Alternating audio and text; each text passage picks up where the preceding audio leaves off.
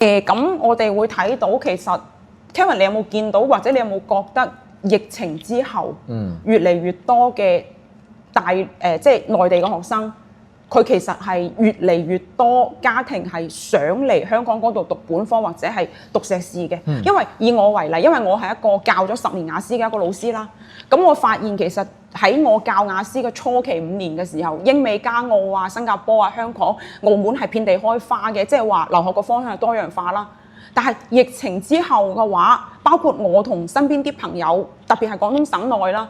幾乎個嚟揾到你，我話喂，你想去邊度讀書啊？香港咯，我話你唔驚逼爆香港啊？你又喺香港讀書，即係每一個基本上即係揾我學得雅思嘅一個學生，佢個願景都係我未來係要送小朋友去香港嗰度讀本科或者係讀碩士，甚至博士或者係咁啦。咁我想問，因為而家佢哋揾我去學嘅只係雅思啦，咁我想問 Kevin 有冇觀察到就係話最近呢幾年即係內地嚟呢邊讀書嘅一啲本科或者係 master 嘅學生嘅比例越嚟越高，以及就係話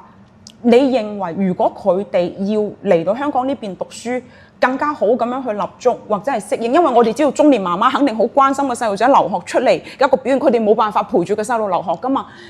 你覺得佢哋可以未出嚟之前做啲乜嘢比較充裕嘅一個準備嚟話過到嚟呢邊讀書嘅時候有一個更好嘅一個心態啊、心境啊去面對學？因為我知道你有帶博士生，你都有帶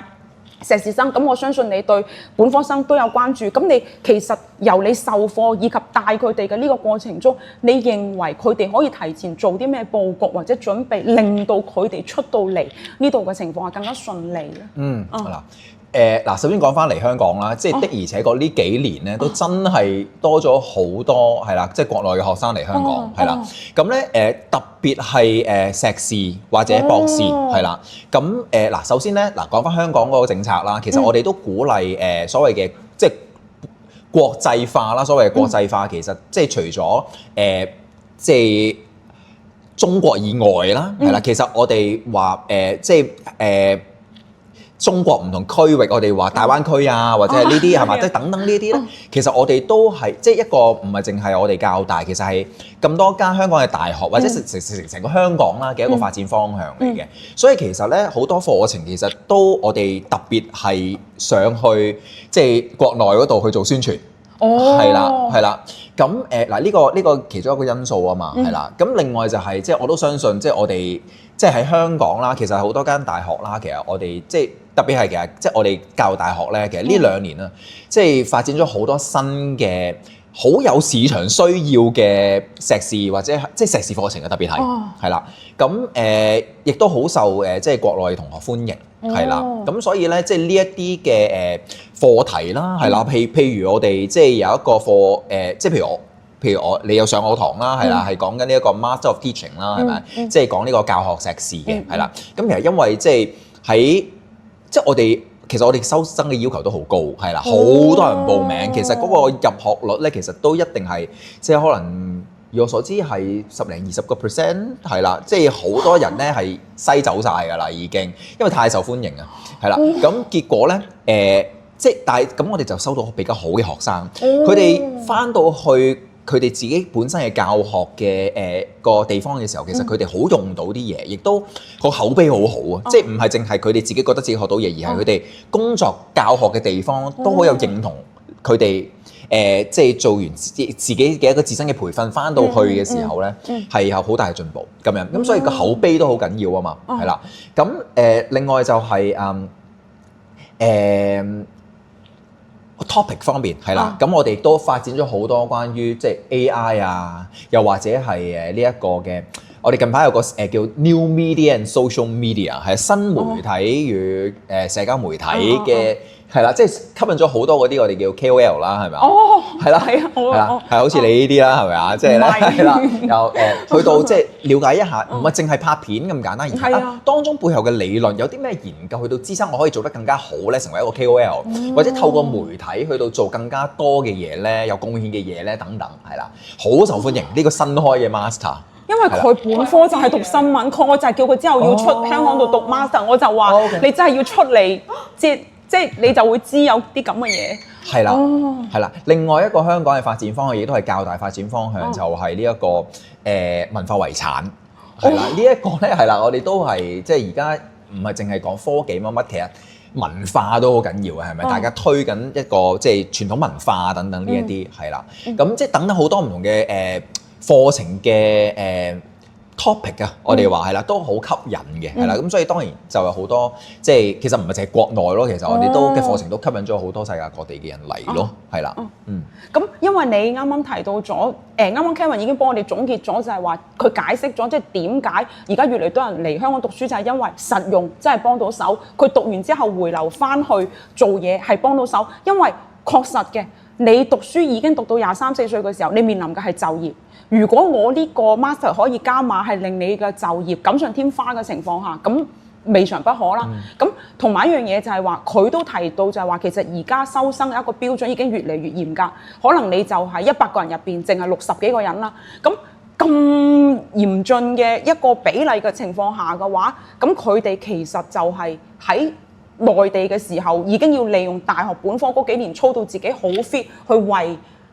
入到嚟做準備㗎咯喎。嗱係啦，係啦，頭先你嘅問題啊，我未答晒，唔好意思啊，係啦。咁頭先咧係啦，即係點樣去到準備好嚟香港讀書咧？咁我頭先講嘅都係講碩士啦，係咪？咁當然其實即係如果嗰個即係有一啲相關嘅工作經驗，咁其實一定係有幫助嘅，係啦。咁但係當然即係你本身本科嗰個嘅成績好啊，或者係即係我哋都會睇佢哋嗰個 CV 嘅履歷㗎嘛，係啦咁樣。咁即係當然，如果係靚嘅時候，咁又更加有優勢啦，係咪？咁但係我想講，即係除咗可能碩士，就算可能你想嚟香港嗰度讀個本科咁樣，係啦。咁之前要做好啲咩嘢咧？有一樣嘢好緊要，英文。因為你知香港即係其實我哋特別係本科啦嚇，其實即係好即係基本上咧即係。政府資助嘅大學咧，好大部分咧都係用英文授課嘅，即係我哋要國際化啊嘛，係啦，咁所以英文授課其實都一定係需要㗎，係啦，即係當中可能有啲嘅課程有部分可能用中文，即係中文可能係廣東話、普通話啦咁樣，但係英文一定係主要，係啦，嗱，英文真係好緊要㗎，係啦，就算咧嗱，坦白講呢一個嘅模式咧，係啦，咁樣係啦，咁即係以我所見到啦，咁樣即係可能講就算啊嚇嗱，其實我教嗰啲，因為我教嗰啲都係英文老師比較多，咁所以佢哋啲英文其實都 OK。但係有陣時咧，我教其他嘅一啲我哋core 嗰啲 courses，即係嗰啲叫核心課程咧，係唔係淨係英文老師㗎嘛？即係個個都嚟上。係啦，唔同科目，就算佢收中文，可能都要嚟上嘅。佢可能本科係中文，但係有啲 core 嘅課程，佢都係要用英文上。係啦，咁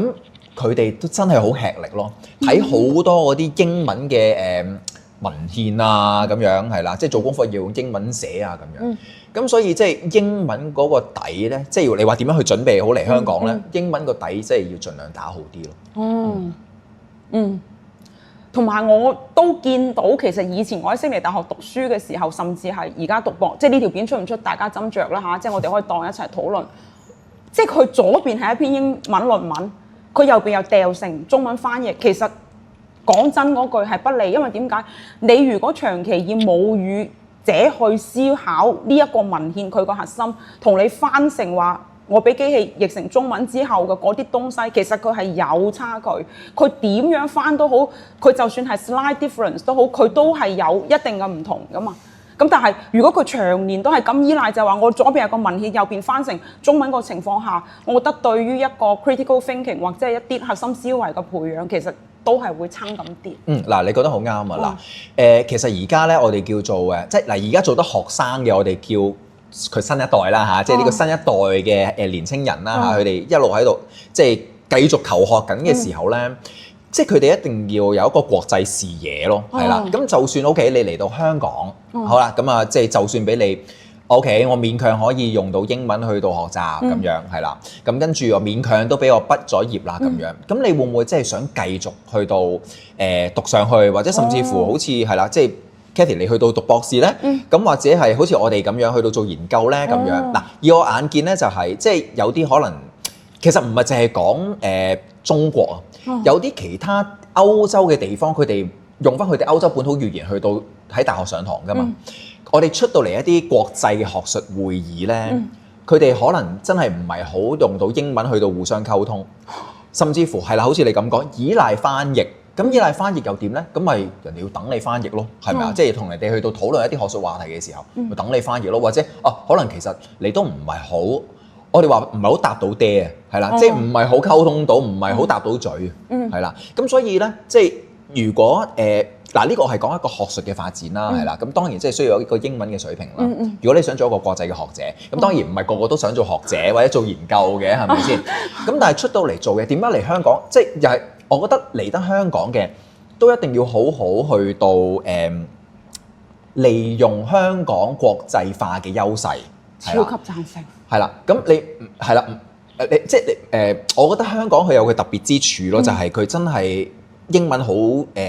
即係 widely used 就好重要啊，係啦咁樣。咁所以咧喺香港出嚟嘅學生咧，都希望喺佢哋將來嘅工作嘅地方裏邊咧，係比即係其他地方咧。起碼喺英文呢個水平方面係更加可以同國際接軌咯。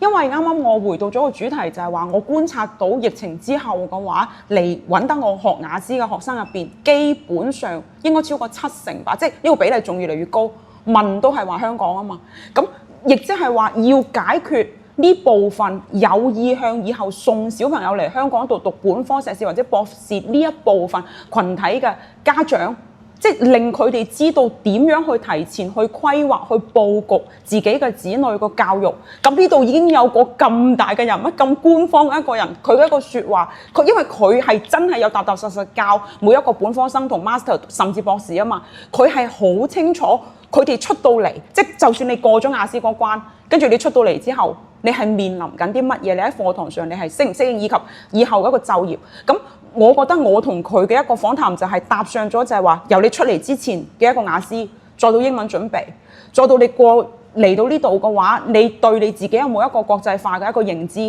以及話你上堂或者係你喺香港呢個大範圍嘅情況下用英文，再到話你畢業咗之後，你利用咗香港求學嘅呢段經歷，令到你可能喺薪酬、就業機會各方面更加有優勢。其實佢係有個咁樣嘅過程。咁我同阿 Kevin 嘅一個互動就係將呢個過程串通佢，因為